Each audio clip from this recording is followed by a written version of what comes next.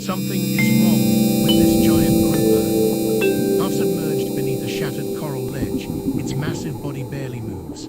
Each breath comes slow, labored, forced through gills clogged with parasites.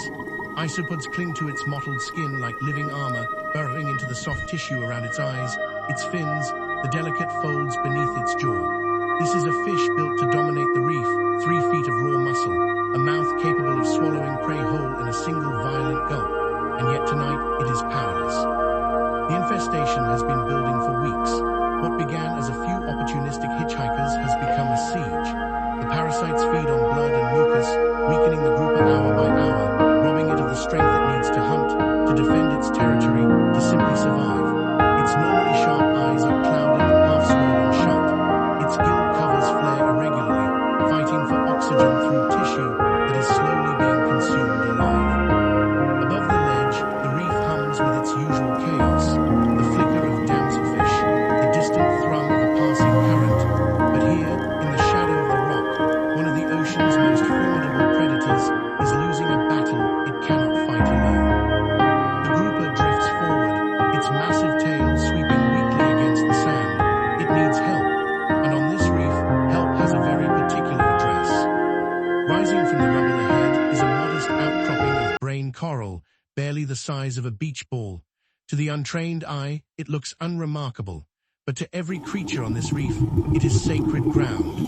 This is a cleaning station, a place where the ordinary rules of predator and prey dissolve, and an ancient truce takes hold. Darting from crevices within the coral come the station's residents, a squadron of grouper-wrasse, each barely 3 inches long, electric blue stripes flashing down their sides like signal lights.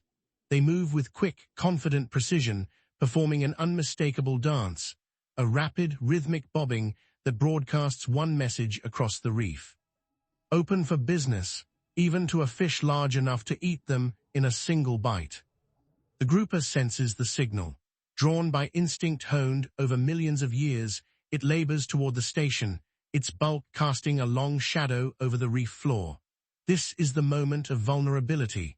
To be cleaned, the grouper must do something almost unthinkable for an apex predator. It must surrender control entirely. It stops before the coral head and opens its mouth. Wide, impossibly wide, row after row of curved teeth glisten in the dim light, teeth built for crushing shellfish and shredding flesh. For a creature the size of the wrasse, this cavern of a mouth represents instant, absolute death.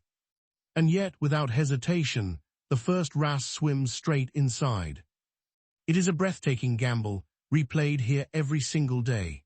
The tiny fish disappears between the grouper's jaws, working its way along the gum line, plucking parasites embedded in the soft membrane. A second wrasse follows, then a third, until a small team is operating inside the mouth of a giant that could end their lives with the faintest twitch of muscle. The grouper remains perfectly, deliberately still. Its jaw locked open, its massive body suspended in the water column like a living cave. Every instinct that has kept this predator alive for years, the reflex to snap, to strike, to consume anything that enters its mouth, is being consciously, deliberately overridden. This is trust in its purest form, and out here, trust can be fatal if broken. The wrasse move quickly, methodically, plucking crustacean parasites from the grouper's gum line and tongue, gorging on the very organisms that have been draining their host's strength for weeks. For the wrasse, this is an all-you-can-eat banquet, a rich, protein-dense meal harvested without a single moment of chase. For the grouper, each parasite removed is a fraction of relief, a small victory against the invasion consuming its body. But the infestation runs deeper than the mouth alone. The grouper closes its jaw slowly, deliberately, and rotates its massive body, presenting its flank. More wrasse emerge from the coral, drawn to the invitation, and begin working across the grouper's scarred, mottled skin. They dart along the base of its pectoral fins, prying loose isopods buried deep in the tissue.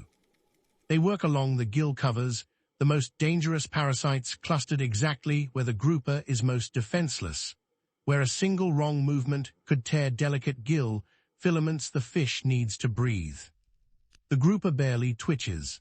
It tilts its enormous head to allow better access, angling its body like a patient enduring surgery, submitting entirely to the sharp, precise work of creatures a fraction of its size. Time stretches on the reef. Minutes pass in near silence, broken only by the soft click and flick of fins, the faint pulse of water moving through gills laboring to recover. Slowly, almost imperceptibly at first, something begins to shift. The grouper's breathing steadies. Its swollen eye clears slightly as a swollen parasite is torn free from the delicate tissue surrounding it. The tension in its enormous frame begins, finally, to ease. Then comes the moment that could unravel everything.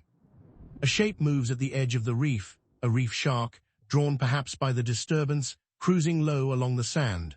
The wrasse scatter instinctively at the intrusion, vanishing into the coral. The grouper, sensing the threat, snaps its jaw shut and tenses, muscles rippling beneath damaged skin, ready to defend itself despite its weakened state.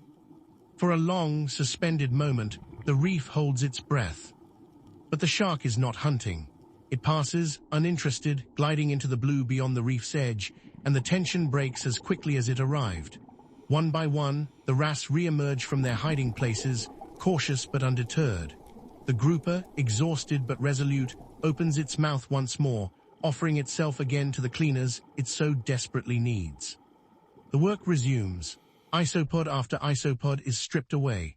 The grouper's colors, once dulled by stress and infection, begin to sharpen, the mottled browns and golds returning to something closer to their natural vibrancy. Its fins, which had hung limp and ragged, begin to flare with renewed strength as circulation returns to tissue no longer under siege. Finally, after what feels like an eternity suspended in the blue-green light of the reef, the wrasse begin to disperse, their hunger satisfied, their work complete. The grouper remains motionless for a moment longer, as if testing its own recovered strength. Then, with a single powerful sweep of its tail, it rises. It moves with a strength that seemed impossible just hours before, gliding out from beneath the ledge with renewed purpose. Its gills pull cleaner breaths. Its damaged skin, though scarred, is finally free of the parasites that had threatened to consume it whole.